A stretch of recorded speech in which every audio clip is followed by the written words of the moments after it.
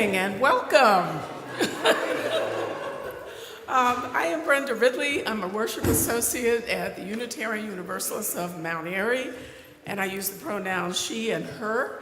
It is my privilege to welcome you to the annual collaborative Kwanzaa celebration service between the Unitarian Society of Germantown and UU Mount Airy.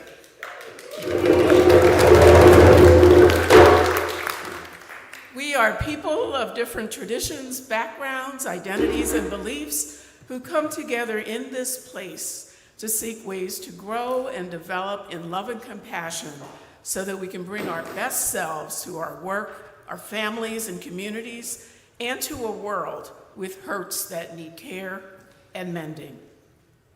We are grateful for your presence this morning here in the sanctuary at USG, or through the miracle of technology on Zoom or YouTube Live. I'm not sure where your camera is. We invite you to bring your whole self to this celebration of Kwanzaa. And for those in person here to join us for a fellowship potluck lunch after today's service in the dining room down the hall. We'd like to thank the ministers of both congregations, Reverend Hannah Capaldi at USG, Reverend McKinley Sims at UU Mount Airy, Deborah Coleman, who has been the primary organizer of this year's Kwanzaa service, Sisters Laying Down Hands Collective, providing music and story, to the tech staff, and everyone from both congregations who had a role in planning today's service. In Unitarian Universalist congregations, we light a chalice to celebrate our coming together in love. At this time, I'd like to call forth the person who is doing the chalice lighting, and I have some words as she does that. This chalice lighting comes from Sarah Ruth Wikoke Davis. It's called Opening to the Light. We light this chalice with an open heart. We light this chalice with resolve. We light this chalice with tears still fresh on our cheeks. We light this chalice in hope, a tiny flame we nurture. We light this chalice with reverence for this place, for these people, for this time.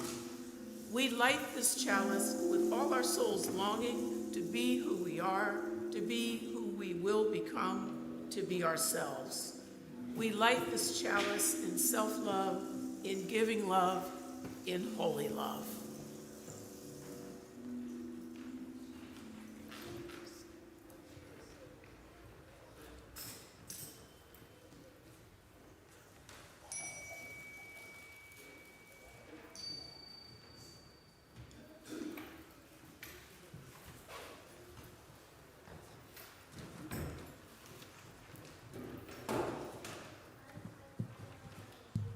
Good morning, everybody. Can you hear me? I am very excited to be here. I want to say hello to Kwanzaa enthusiasts and curious. I think we've got both in here today. I'm Vanessa Lowe. My pronouns are she and her. And I'm a proud member of the Unitarian Society of Germantown. And I've been charged with outlining our remaining program agenda and providing a call to worship. So first, the remaining program. After I leave, Sisters Laying Down Hands Collective, led by the wonderful Karen Smith, will lead us in the ceremony of pouring of libations. I love that ceremony, honoring our ancestors and others. So think about who you'd like to honor during that. Then Brenda Ridley of UU's Mount Airy will come back and she'll follow with the prayer for Kwanzaa. And then USG's Deborah Coleman, our leader in today, will do the origin and meaning of Kwanzaa for those of you who are the curious and maybe don't know a lot about it. With that background and understanding, we'll end the service with the Kanara lighting, with comments from various speakers for each of the 7 principles, each representing one of the candles. represented by one of the candles. And following that as our closing, we'll adjourn to the dining room for a wonderful potluck luncheon and connecting with our wonderful community. Now, what I've forgotten is the sisters laying down hands and all of the wonderful music and movement, as we saw.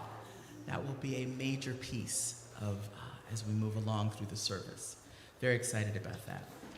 All right, so now getting to the call to worship. I've never done a call to worship before. So I was like, well, what do I say? And, well, just find something. So I looked through a couple of different sources, and, I gotta say, the UUA has quite a few resources. And I wanna share some words that I found from Daniel Gregoire. Raise your hand if you remember Daniel. Daniel was our intern minister, feels like many, many years ago now. So he was a ministerial intern who served here at USG. And I found this on the UUA site called Braver Wiser. And this was written in September 2020 and starts with his opening saying this. Now, September 2020, you may remember what was going on then. We were in a pandemic. We did not have a vaccine. And in May of that year, George Floyd was murdered on television, as we saw. And so and that's the thing, I didn't want to read the whole thing. I want you to go and find it because it's really great. But he says, a member of my congregation asked me how I'm coping with all that's going on. We were in a pandemic, George Floyd was murdered. He writes about his reaction to that question, and I want to share the ending. He ends it with, and I love this phrase, I am my ancestors' wildest dream come true. And I would not be here if it weren't for their dreamings, their hopes, and most importantly, their living. None of us would be here were it not for those who lived and won a fight that they were not meant to survive. That's what helps me, what helps you. And then he ends with this prayer. Oneness of life and love, spirit of our ancestors, help us to transform our fears into the courage needed to create the world we desire. With that, let us worship together.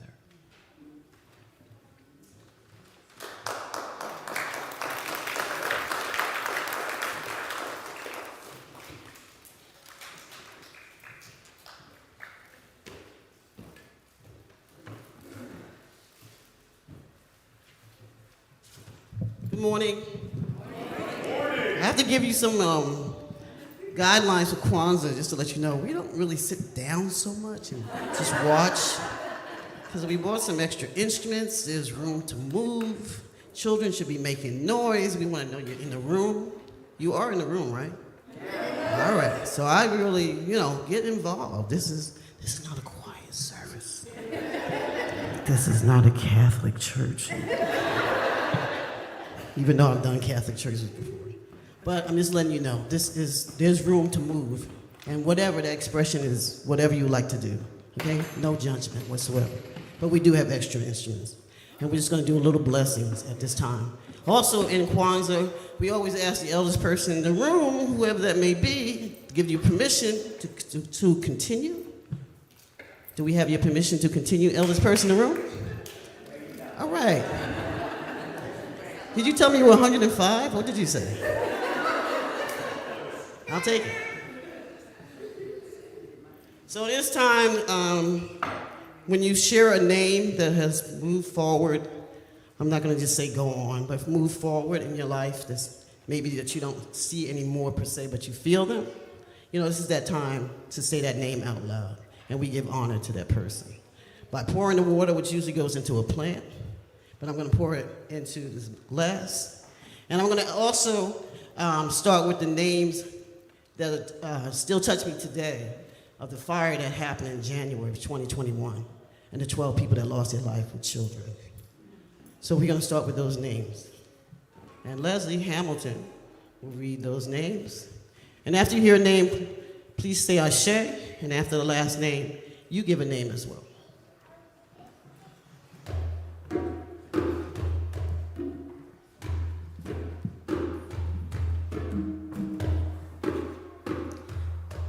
Rosalie McDonald, mother. Quentin Tate McDonald, 16. Destiny McDonald, 15. Daquan Robinson, 8. Jaquan J.J. Robinson, 5. Tanisha Robinson, 3. Tiffany Robinson, 2. Virginia Thomas, mother of 3. Natasha Wayne, 7. Shanice Wayne, 10. Janaya Roberts, 3. Kensha White, 18, sister of Rose.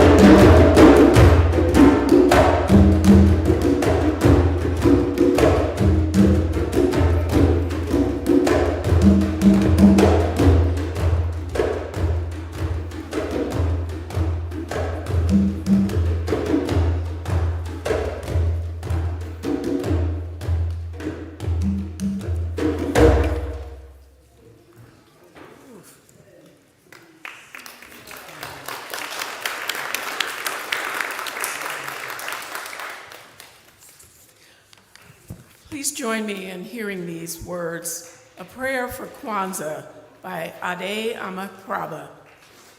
O come, all ye faithful, rejoicing and victorious.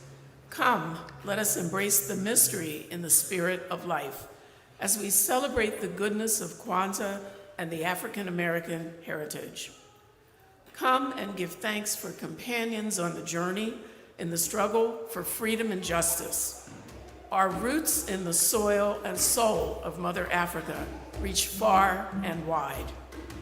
Creator of all, lead us to be true to our nature with respect and dignity for life, from conception to its natural end at death. bless and keep us in solidarity one to another. Ashe.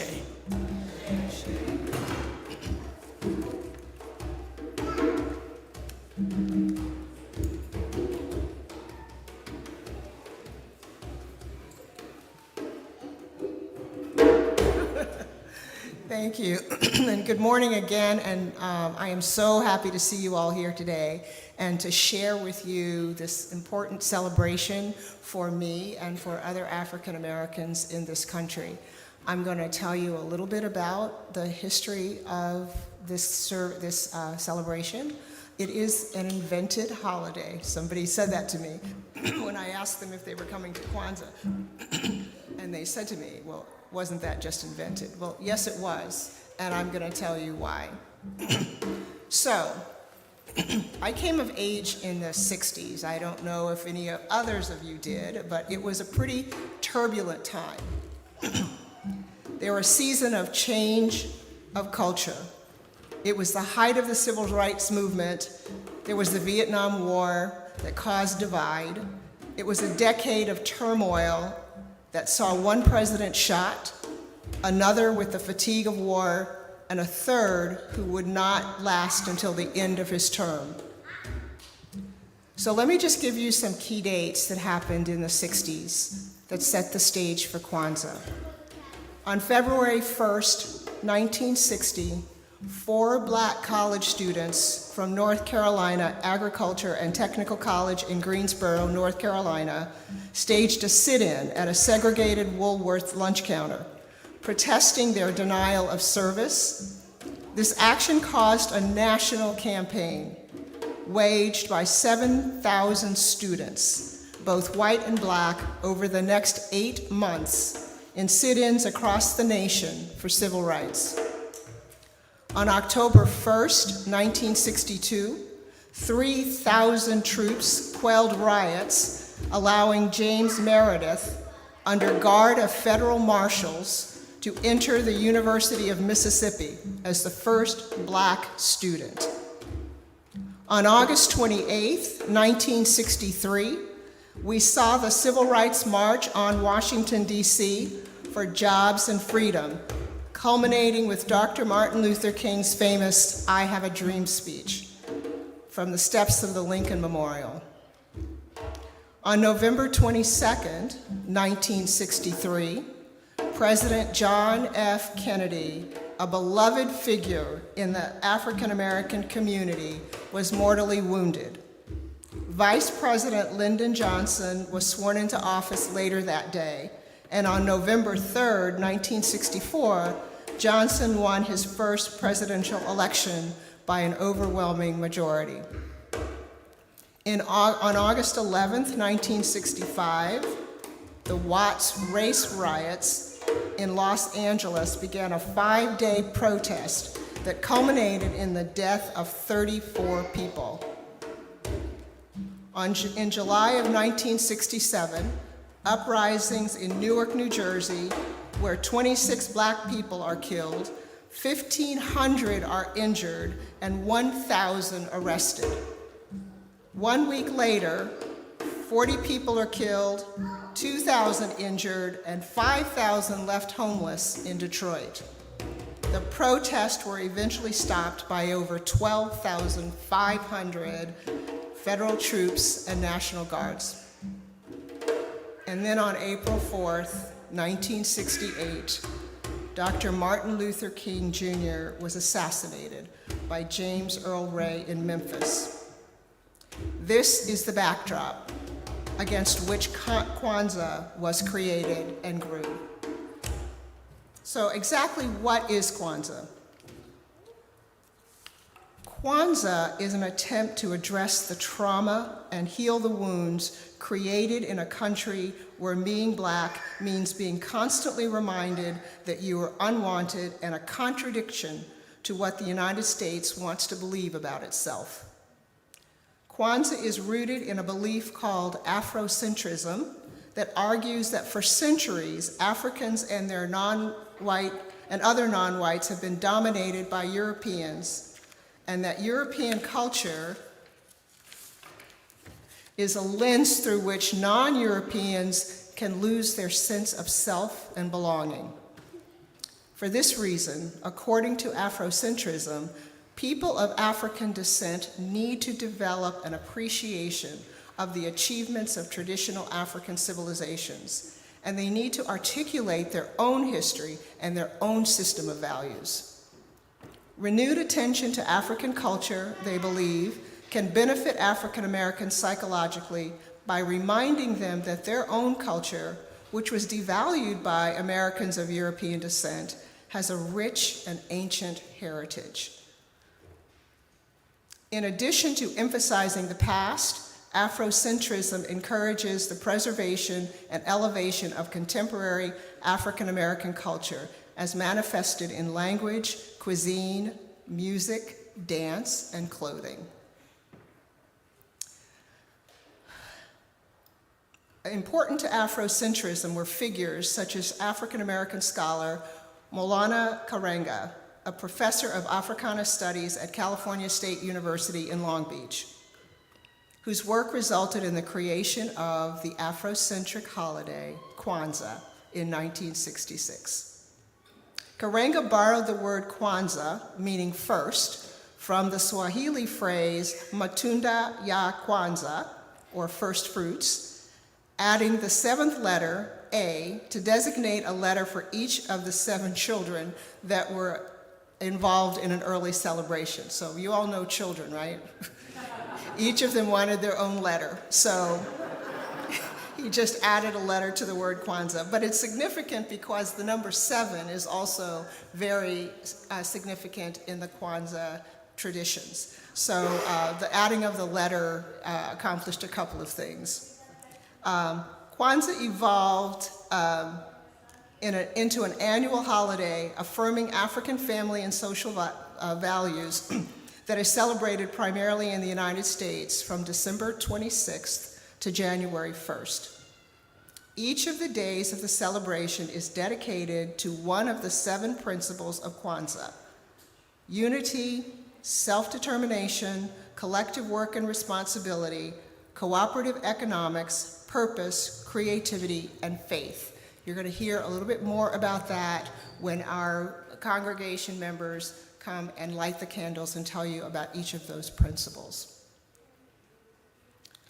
On each day of, let me tell you about the Kwanzaa table. So you'll see in front of you a Kwanzaa table. Again, each of those items on the table has its own significance. They are symbols. So on the first day of Kwanzaa, families set up a table displaying those 7 symbols of the holidays: fruits, vegetables, and nuts, a straw mat, a candle holder, ears of corn, a communal cup, and 7 candles in the African colors of red, green, and black, symbolizing the 7 principles. On each day of Kwanzaa, families come together to light one of the candles in the kinara, which is the holder that the candles are placed in, and to discuss the principle of the day. On December 31st, families join in a community feast called the Karamu. Today, we are enacting the traditions of Kwanzaa, and we invite you all to join with us in the celebration of this rich culture and heritage of people of African descent. It will be joyful, it will be loud, it will be fun. Join it.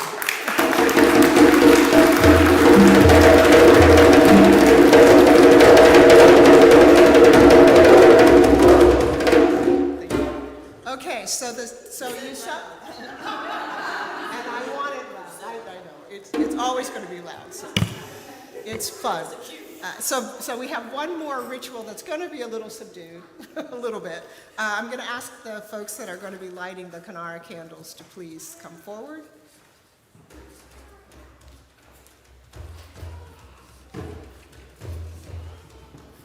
So the 7 principles of Kwanzaa are called Nguzo Saba.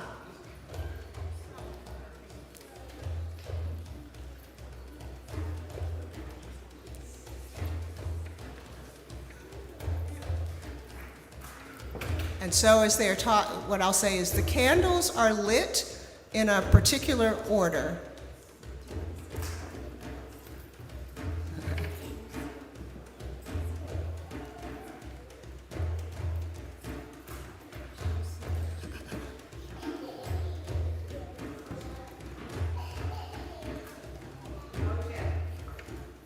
Oh, the microphone. Give her the microphone.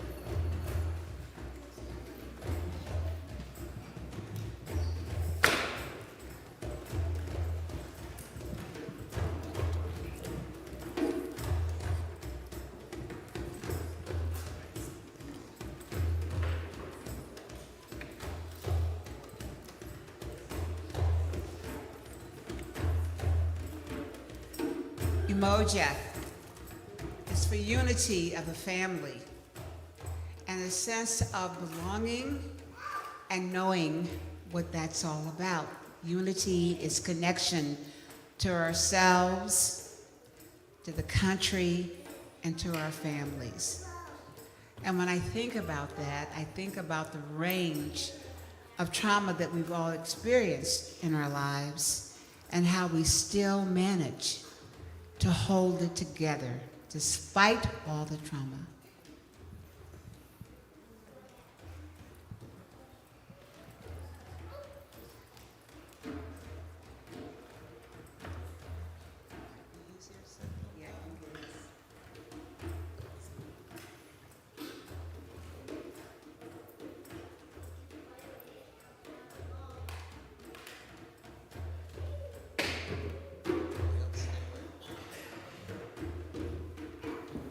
The second principle is Kuji Chakalia, self-determination. It's a call to African Americans to define their own identity, culture, and values rather than be defined by others.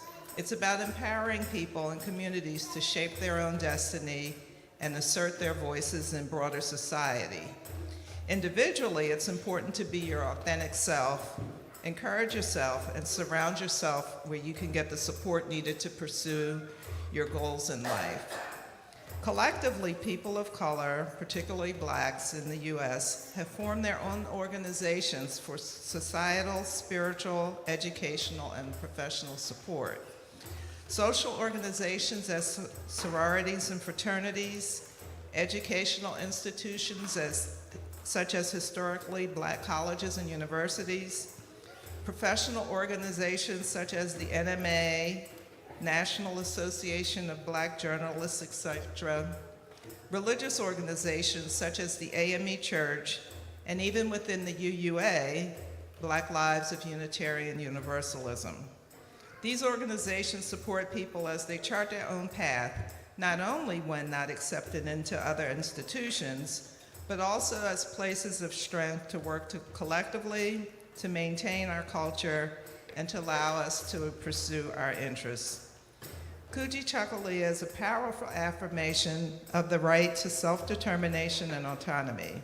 It encourages a proactive stance in life, inspiring people and communities to take charge of their narrative and destiny, fostering a sense of empowerment and agency.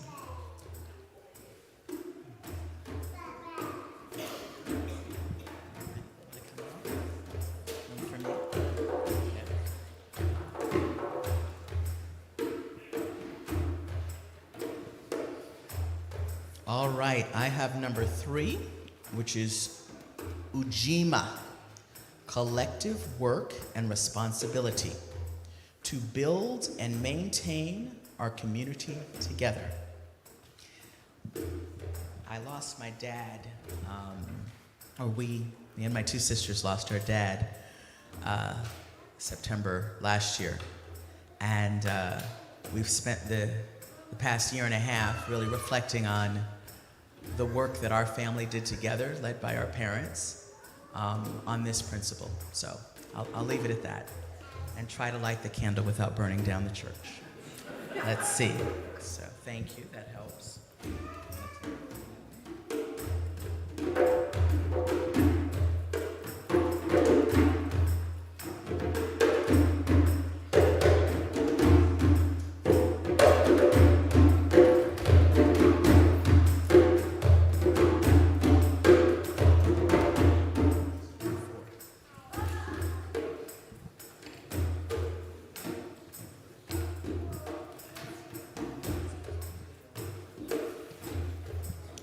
So I have the 4th principle, Ujama.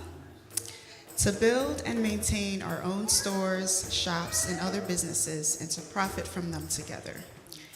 I thought it was very interesting that I was assigned this principal, and I didn't know that I was assigned this principal until this morning, because this morning I was thinking about my hopes and plans for the coming year. I'm originally from Ghana. I've been here in the U.S. for about 25 or so years, but I'm still very passionate about my home country and have been thinking about ways to share facets of our culture that's just absolutely beautiful with the community here. And my hope is to hopefully start a business to share arts and homemade jewelry from my home country made by my family members. So hopefully that'll be something that's coming up in the next year.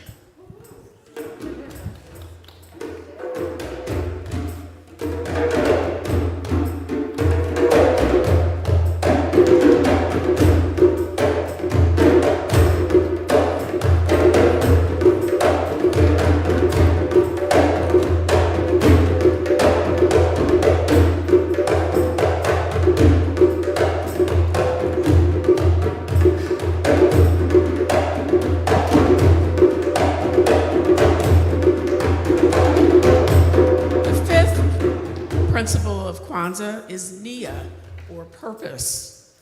The building and developing of our community in order to restore our people to their traditional greatness.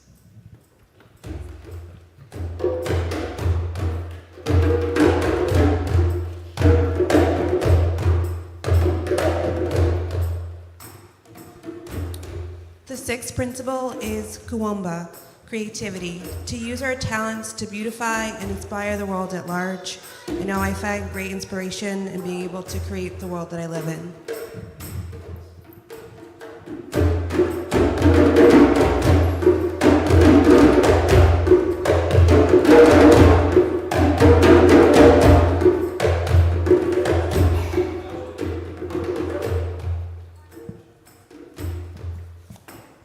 Well, I know which candle to light. There's only one left. Good morning. The seventh principle is Imani. That is faith, to believe in our people with all our hearts. And when I think of my people, the first word that comes to my mind is resilience. And we need that more than ever, but we've always had resilience.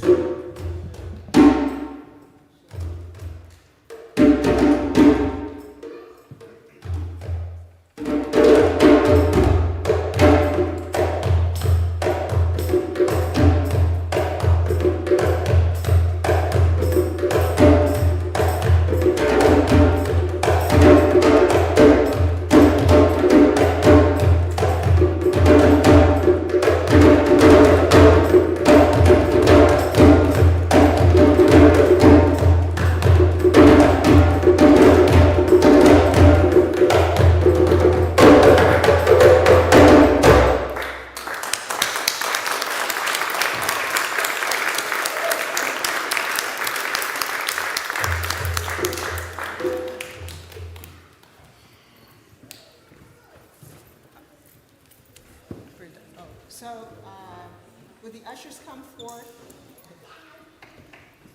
Ushers, we're going to take up an offering now for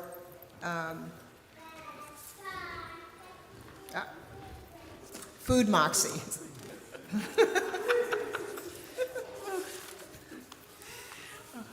Thank you. In case you're unfamiliar with it, Food Moxie is a nonprofit program under the auspices of Northwest Philadelphia's Weaver's Way Co-op. Food Moxie builds healthy communities by connecting people to the earth and their food, as well as to themselves and one another. Food Moxie envisions a world where all people have access to the skills and resources to grow, cook, and enjoy healthy food. They believe that food should be celebrated and that individual and community health increases when people make growing and cooking part of their lives. We encourage you to give generously to this important community resource. Thank you.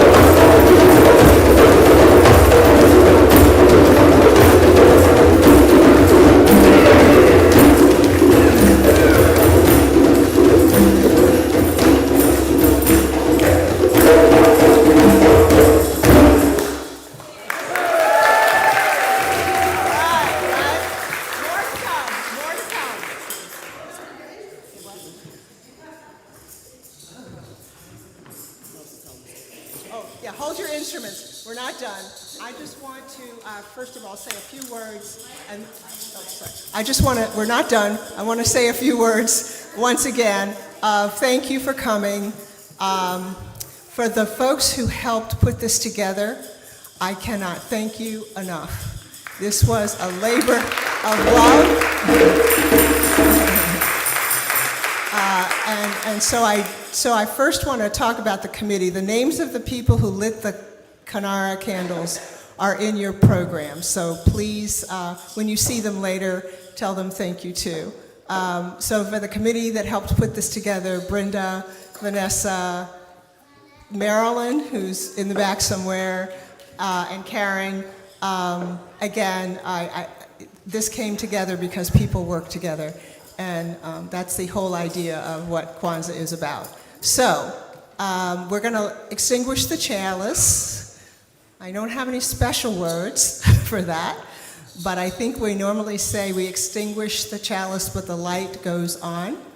And so that's what I implore, that when we leave, the spirit of Kwanzaa goes with us for all time. So remember that this is a celebration of people who have really sort of had to persevere in a place where sometimes it's not always welcoming. And so being part of this congregation reminds me that there are spaces in which we are welcome. And I want to say how much I appreciate you all for that. Okay?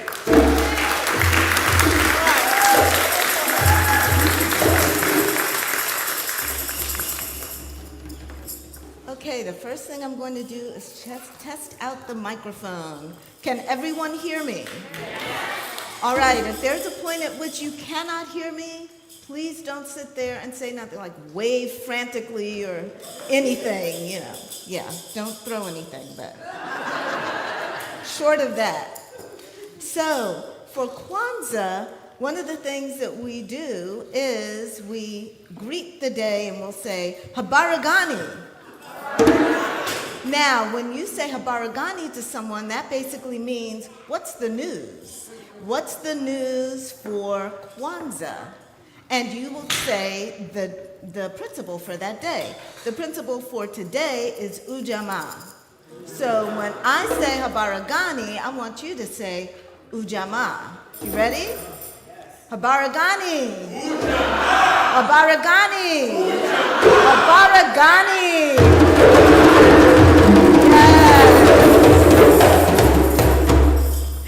One of the things that we love to do with Kwanzaa is we're very, we're excited. We get together, we've got our community, we've got our 7 principles, and each day we celebrate a different principle, but what tends to happen is kind of a mashup. There are many principles that kind of overlap with each other. So we like to tell our stories. It's very important to do that. And I'd like to invite any children who are in church today to come on up, or anyone who is a child at heart, you're welcome to. Come on up. We're going to get into a little bit. Okay. We're going to get into a little bit of storytelling right now. So come on up.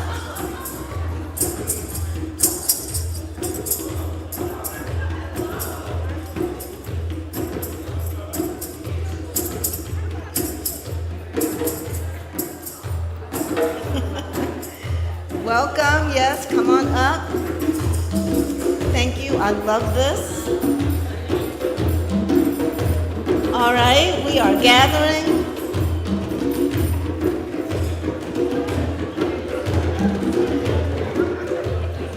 All right, I love it. Come on up. Awesome, I just love this. All right, so with storytelling, one of the things that's important about storytelling is that you tell your own story to make sure that people get it right. Because otherwise, they'll tell your story for you wrong and say that you like their version. So you make sure that you tell your own story, and you tell the story you want people to hear. Another function of storytelling is to talk about values and the things that are important to us. And a lot of times the way that that can happen best is when people are having a good time while you're telling that story. So I want you to have a good time with this story. And I'm going to use one of my favorite characters from folklore, who is Anansi. If you've heard of Anansi, raise your hand. All right, excellent. I love it. Anansi comes to us from West Africa, from Ghana. I'm looking at all the folks here because we're like 360 degrees with children and those young at heart. So Anansi originated in Ghana in West Africa. And you'll hear about Anansi also through the Caribbean. Sometimes Anansi's called Nancy, Nancy. It's all Anansi. Anansi will be depicted as a spider. Anansi will be depicted as a man. So I like to say Anansi is the first Spider-Man. And Anansi sometimes gets into trouble, that sort of thing, but Anansi also does some pretty courageous things, brought light to the world, brought stories to the world. I'm going to tell you a little bit about Anansi and his family. Anansi had a wife. Her name was Aso. And Anansi and Aso were very, very happy together. And the only thing that could make Anansi and Aso any happier was to have children.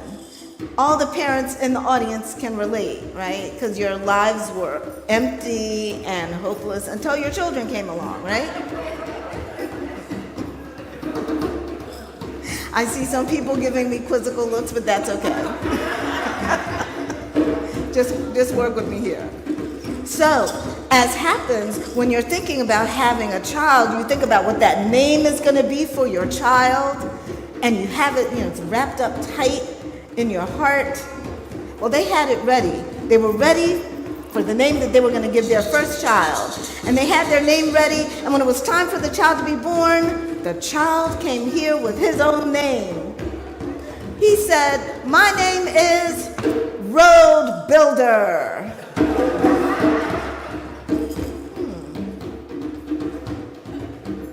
They said, "Wait a minute.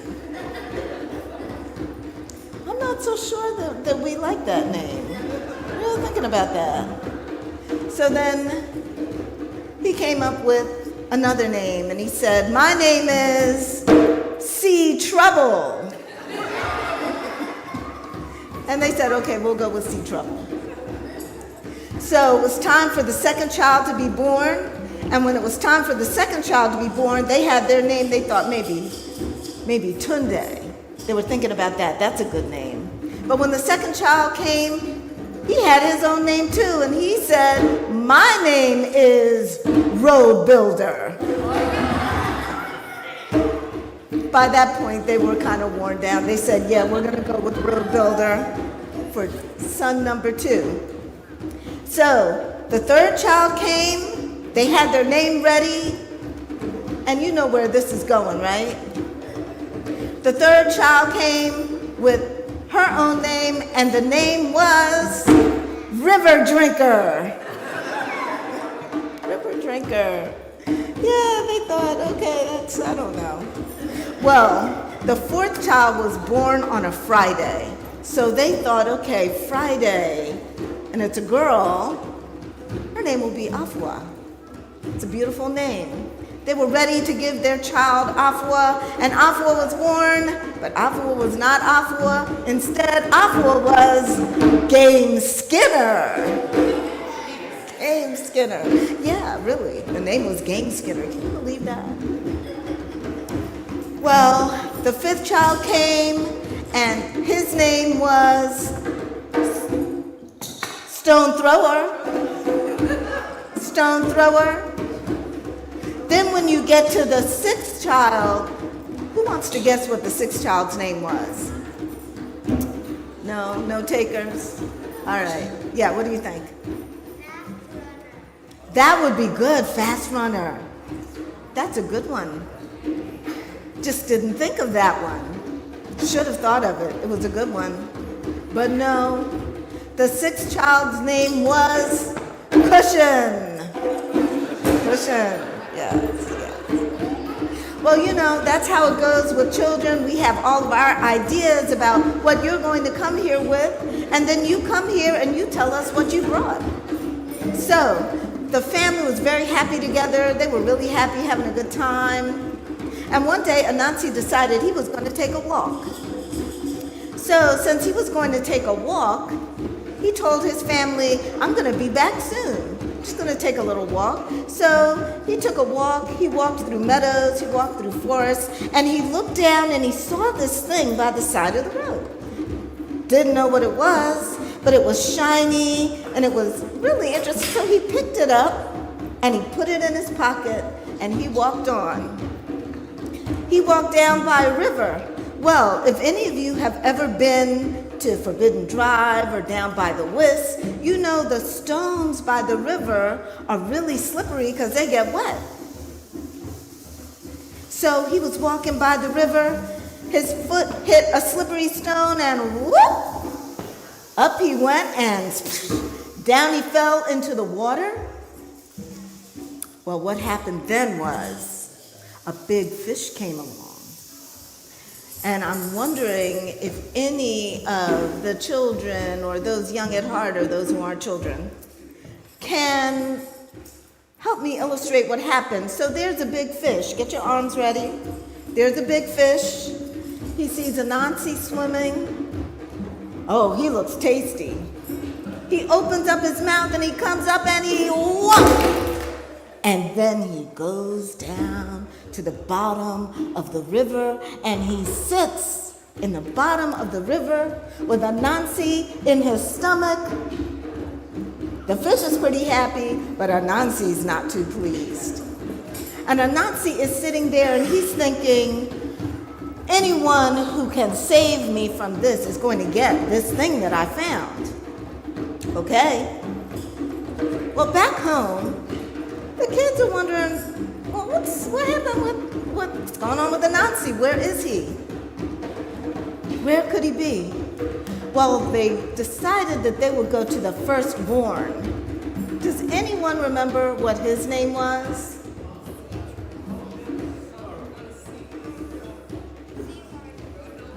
I heard someone say, Sea Trouble. They went to Sea Trouble because he could. There it is. That's right. So, they went to Sea Trouble, and Sea Trouble thought, and he said, I know exactly where he is. He's in the belly of a fish at the bottom of a river, through a forest. Well, they knew where he was, but how are they going to get to him? How are they going to get to him?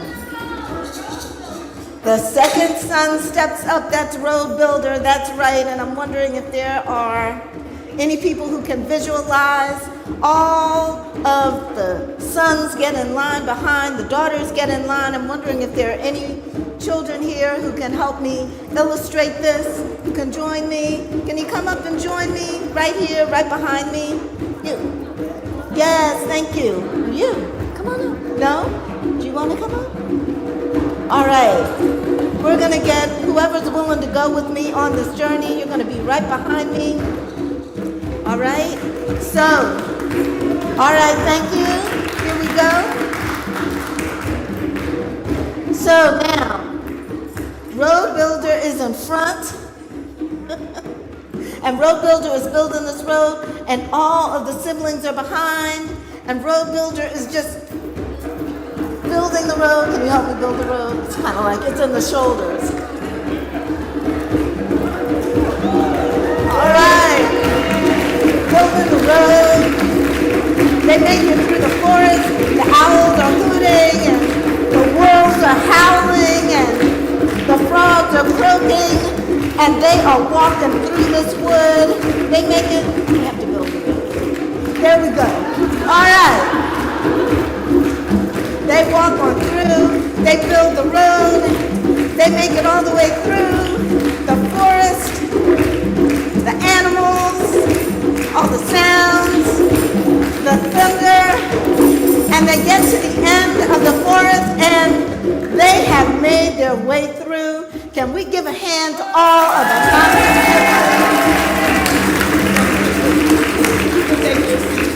Thank you so much. Well, that's how it went. So now they're at the river. But now what? Anansi is in the belly of the fish at the bottom of the river. That's when the third son steps up. Does anyone remember? River Drinker! Yes, River Drinker steps up, puts his mouth down. I'm wondering if you can help me with this too. All the water's got to come up. You ready? It's a big river. You ready?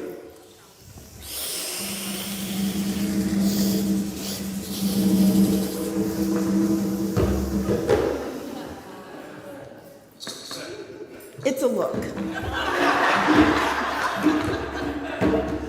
All this water is in his cheeks. He has sucked up all the water, all the fish, everything except for that one fish at the bottom of the river with Anansi in his tummy. Well, they look down, they can see Anansi, he's there, but how are they going to get to him?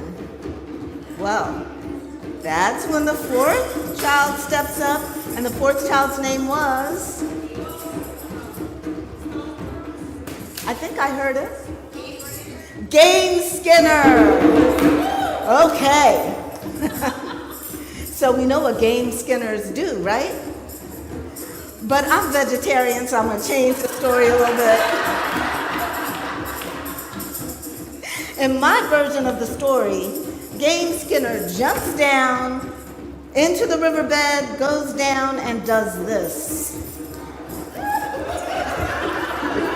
Tickles the fish. The fish does exactly what you're doing, laughs, and there is Anansi. Anansi is out of the fish. Anansi climbs up, and the family's so excited, they start celebrating.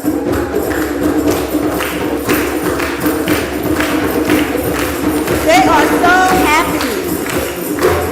But here's the thing that happens. Sometimes when you're celebrating so hard, you're not paying attention. They are celebrating so hard, they don't see what's up in the sky. They don't notice there's a huge eagle up in the sky. And you know what he's smelling? He's smelling a very fishy smelling Anansi. And he thinks that sounds like that's really delicious. So, oh, one important thing I almost forgot. All the water from the river did go back into it. I just wanted you to know. It all went back, everybody was fine, it was great. So the eagle is soaring, he sees Anansi, they're celebrating, they're in the midst of their celebration. The eagle comes down and swoops up Anansi and flies away with Anansi. Oh my goodness. They stand there and they watch their father getting smaller and smaller and smaller. What are they going to do now? That's when the fifth child steps up, and that is Stone Thrower. Yes, so Stone Thrower picks up a stone, but you know, my eye-hand coordination, I'm really good at a lot of things. Eye-hand coordination is not one. So I'm wondering if I have any stone throwers or ball throwers or anyone who's really good. Are you really good at throwing? Okay, come on up, come on up. Thank you. So this is what happens. They are watching Anansi go farther and farther away. Stone Thrower picks up a stone, that's right, looks at the eagle and has to be very careful because there's only one shot. No pressure though. Looks, oh my gosh! He hit Anansi. Oh my goodness! So they celebrated for about a second and then they thought about it. Anansi is falling. Anansi is free falling. What are they going to do now? If he hits the ground, we know it's all over, right? Well, there's one more child, and that child's name is Cushion. Cushion slides under. Anansi hits Cushion. He bounces off. Cushion's fine, Anansi's fine. They're all happy, they're celebrating. Yes, Anansi is safe, this is great, this is wonderful. And then Anansi thinks, well, who gets this thing that I found on the side of the road? Because remember, Anansi said that whoever saved him would get this. Well, should it be sea trouble? Because if they didn't know where Anansi was, none of this could happen. But then there was the impenetrable forest. Remember, Road Builder was doing his thing, walking through it, got through. But then you got to the river. The fish is in the bottom. There was River Drinker. There was Game Skinner. there was stone thrower, and there was cushion. Like, who is the one who should get this beautiful thing? Well, Anansi decided that they all pulled together, and that's how it all worked. So he put this big, beautiful thing up in the sky, and when you go out at night and you see something that people want to now call the full moon, you will know that that is Anansi giving a sign to the power of what was happening. It was Umoja, unity. It was Nia, purpose. It was Kujichagulia, self-determination. It was Ujima. Do you remember what that is?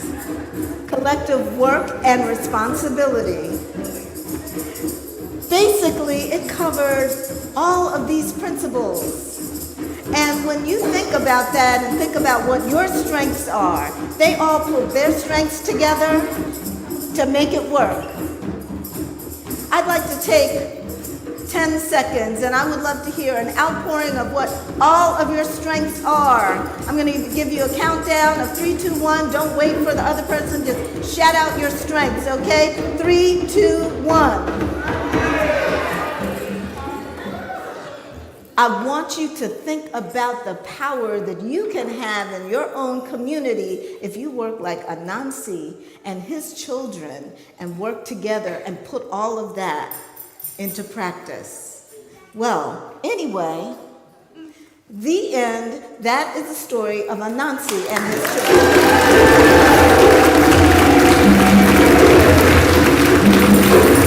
Thank you, Leslie.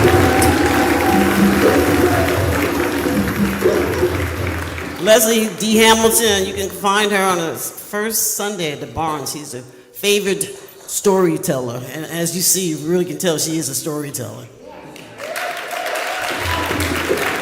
We're going to dance you out and go get something to eat. And thank you so much for having us each year. It's been a blast. It's been wonderful. It's been very festive. It's been dropping things. It's great. Thank you, Deborah, for having us. Thank you, Brenda. Thank you, Vanessa. Thank you to the entire committee. Thank you so much.